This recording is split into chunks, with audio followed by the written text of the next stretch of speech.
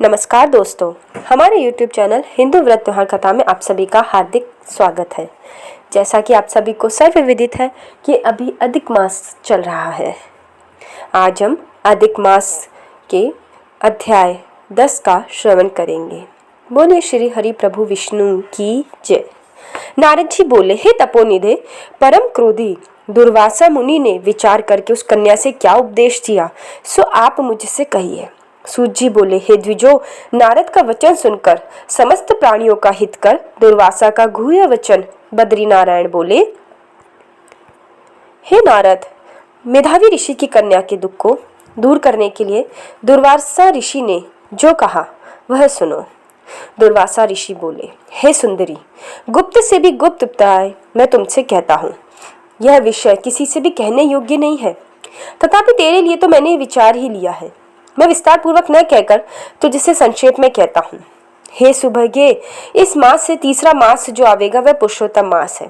इस मास में तीर्थ में स्नान कर मनुष्य भ्रूण हत्या के पाप से छूट जाता है। हे सुंदरी, कार्तिक आदि 12 मासों में इस पुरुषोत्तम मास के बराबर कोई मास नहीं है।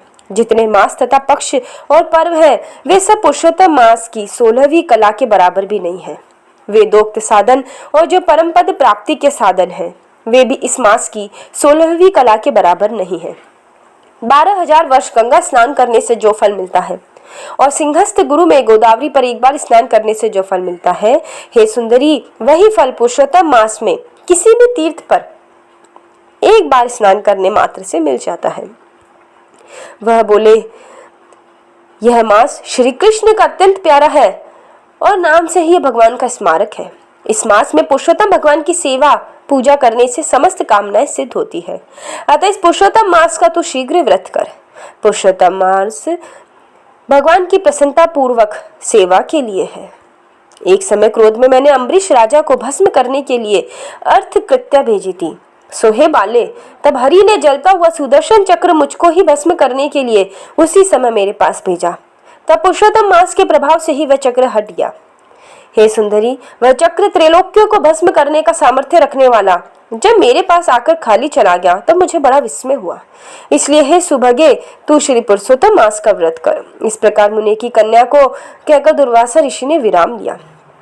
श्री कृष्ण जी बोले, हे राजन, दुर्वासा का वचन सुन भावों की प्रबलता के कारण असूया से प्रेरित वह कन्या मूर्खतावश दुर्वासा ऋषि से बोली, हे ब्राह्मण, हे मुनि, आपने जो कहा वह मुझे रुचता नहीं है।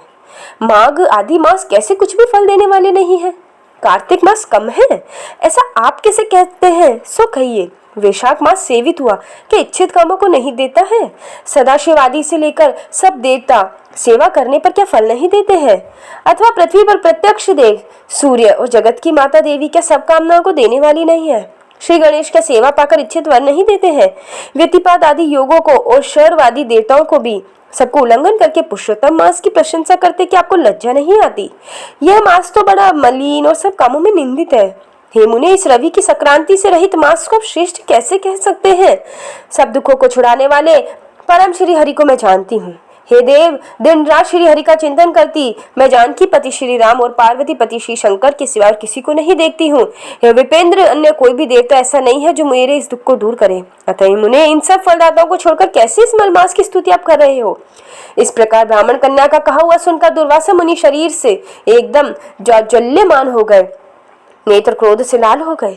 इस प्रकार क्रोध आने पर भी कृपा करके मित्र की कन्या को श्राप नहीं दिया और सोचने लगे, यह मूर्खा है, इत अहित को नहीं जानती है, अभी बुद्धि इसकी पूर्ण नहीं है।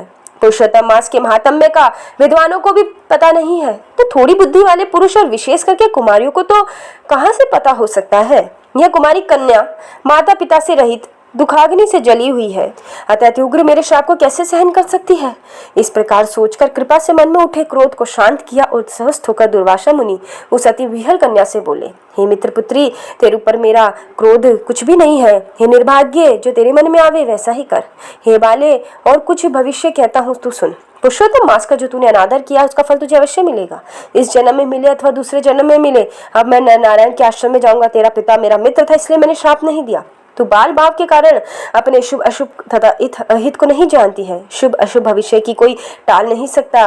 अच्छा, हमारा समय बहुत व्यतीत हो गया, अब हम जाते हैं, तेरा कल्याण हो।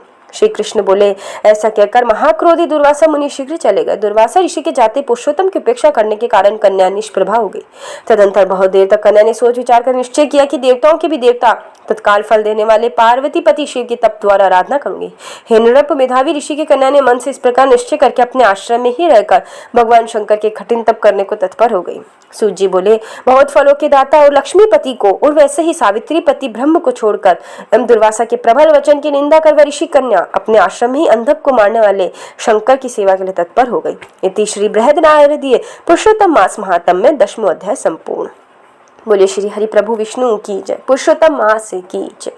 अगर आपको हमारे द्वारा डाली गई कथा कहानियाँ अच्छी लगती है तो हमारे वीडियो को लाइक करना न भूलें। अगर आप हमारे चैनल पर नए हैं तो चैनल को सब्सक्राइब जरूर करिए।